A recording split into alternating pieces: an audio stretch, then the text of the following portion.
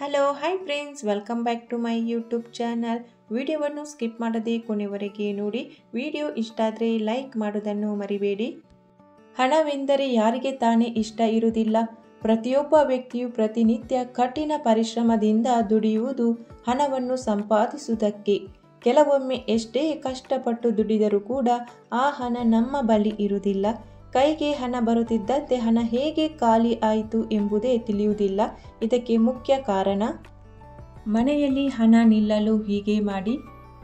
ಸೂರ್ಯ ಹುಟ್ಟುವ ಮುಂಚೆ ಎದ್ದೇಳಬೇಕು.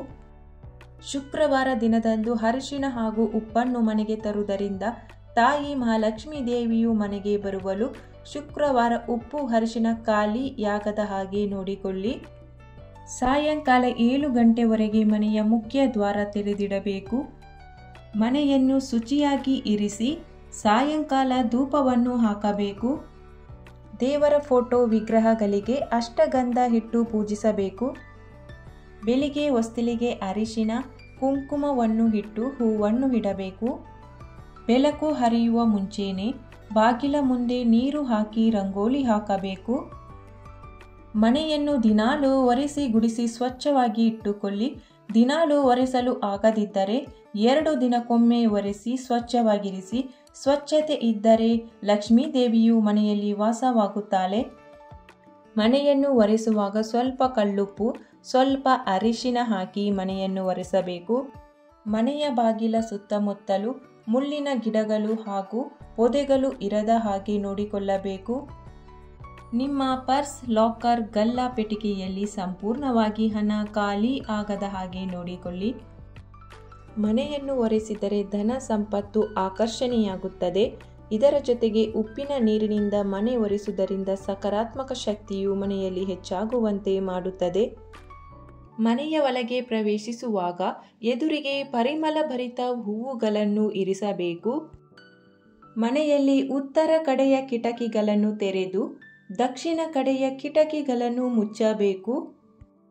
ಶುಕ್ರವಾರ ದಿನದಂದು ಮನೆಯ ಮಹಿಳೆ ತಲೆಯನ್ನು ಬಾಚಿ ಹೂವನ್ನು ಮುಡಿದು ಅರಿಶಿನ ಕುಂಕುಮವನ್ನು ಇಟ್ಟುಕೊಂಡು ನಂತರ ದೇವರಿಗೆ ಪೂಜೆ ಸಲ್ಲಿಸುವುದರಿಂದ ಅಂತಹ ಮನೆಯಲ್ಲಿ ಲಕ್ಷ್ಮೀ ದೇವಿಯು ಸೌಭಾಗ್ಯವನ್ನು ಕೊಟ್ಟು ಕಾಪಾಡುತ್ತಾಳೆ.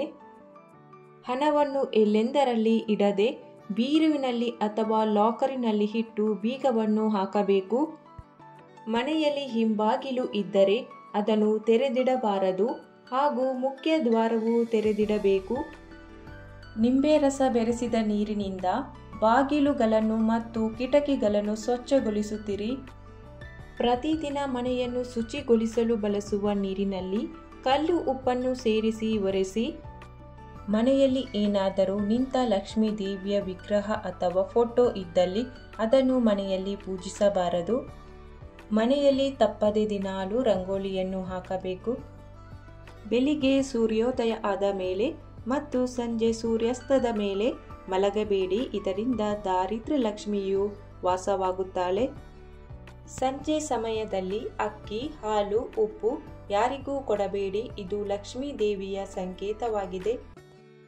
ಅಡುಗೆ ಮಾಡುವಾಗ ಮುನಿಸಿಕೊಂಡು ಅಡುಗೆ ಮಾಡಬೇಡಿ. ಅಡುಗೆ ಮಾಡುವಾಗ ಸಂತೋಷದಿಂದ ದೇವರ ನಾಮ ಹೇಳುತ್ತಾ ಅಡುಗೆ ಮಾಡಿ. ಇದರಿಂದ ಲಕ್ಷ್ಮೀ ದೇವಿಯು ಖುಷಿಯಾಗುತ್ತಾಳೆ. ವಿವಾಹಿತ ಮಹಿಳೆ ಗುಲಾಬಿ ಸುಗಂಧ ಹೂವುಗಳನ್ನು ತಲೆಗೆ ಮುಡಿದುಕೊಳ್ಳಬೇಕು. ಇದು ಶುಕ್ರವನ್ನು ಬಲಪಡಿಸುತ್ತದೆ ಮತ್ತು ತಾಯಿ ಲಕ್ಷ್ಮಿ ಆಶೀರ್ವಾದವನ್ನು ಪಡೆಯುತ್ತಾರೆ. ಬೆಳಿಗ್ಗೆ ಎದ್ದ ತಕ್ಷಣ ಅಂಗೈಯನ್ನು ನೋಡಿಕೊಳ್ಳಿ. ಅಲ್ಲಿ ಲಕ್ಷ್ಮಿ ಸರಸ್ವತಿ ನೆಲೆಸಿರುತ್ತಾರೆ. ಇದರಿಂದ ತುಂಬ ಒಳ್ಳೆಯದಾಗುತ್ತದೆ. ಶುಕ್ರವಾರ ದಿನದಂದು ಲಕ್ಷ್ಮೀ ದೇವಿಯ ಪಟದ ಮುಂದೆ ತುಪ್ಪದ ದೀಪವನ್ನು ಹಚ್ಚಿಡಬೇಕು. ಇದಲ್ಲದೆ ಈ ದಿನ ಸಕ್ಕರೆ ಮತ್ತು ಹಿಟ್ಟನ್ನು ಬೆರೆಸಿ ಇರುವೆಗಳಿಗೆ ಆಹಾರವನ್ನು ನೀಡಿ ಮತ್ತು ಹಸುವಿಗೆ ತಿನ್ನಲು ಆಹಾರವನ್ನು ನೀಡಬೇಕು. ಮನೆಯ ಅಕ್ಕಿ ಡಬ್ಬ ಅಥವಾ ಹಿಟ್ಟಿನ ಡಬ್ಬದಲ್ಲಿ ಅಳೆಯಲು ಬಟ್ಟಲು ಅಥವಾ ಲೋಟವನ್ನು ಇಟ್ಟಿರುತ್ತೀವಿ. ಅದು ಬೋರಲಾಗಿ ಅಥವಾ ಅಡ್ಡಲಾಗಿ ಇಡಬಾರದು. ಅದನ್ನು ನೇರವಾಗಿ ನಿಲ್ಲಿಸಬೇಕು. ಪ್ರತಿ ರಾತ್ರಿ ಮಲಗುವಾಗ 5 ನಿಮಿಷವಾದರೂ ಗಂಟನ ಪಾದಗಳನ್ನು ಒತ್ತಬೇಕು. ಇಂತಹ ಮನೆಗಳಲ್ಲಿ ಸುಖ ಸಮೃದ್ಧಿ ದಿನದಿಂದ ದಿನಕ್ಕೆ ಹೆಚ್ಚಾಗುತ್ತದೆ.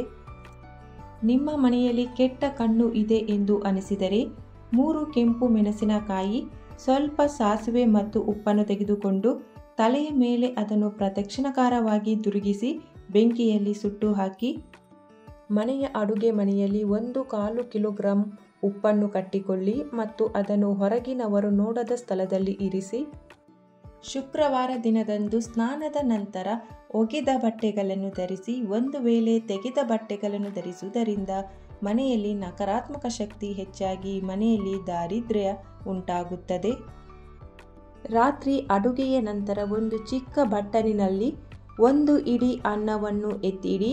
ಇದರಿಂದ ನಿಮಗೆ ಕಷ್ಟಗಳು ಬರದ ಹಾಗೆ ನಿಮ್ಮ ಮನೆಯಲ್ಲಿ ಲಕ್ಷ್ಮೀ ದೇವಿಯು ನೆಲೆಸುತ್ತಾಳೆ.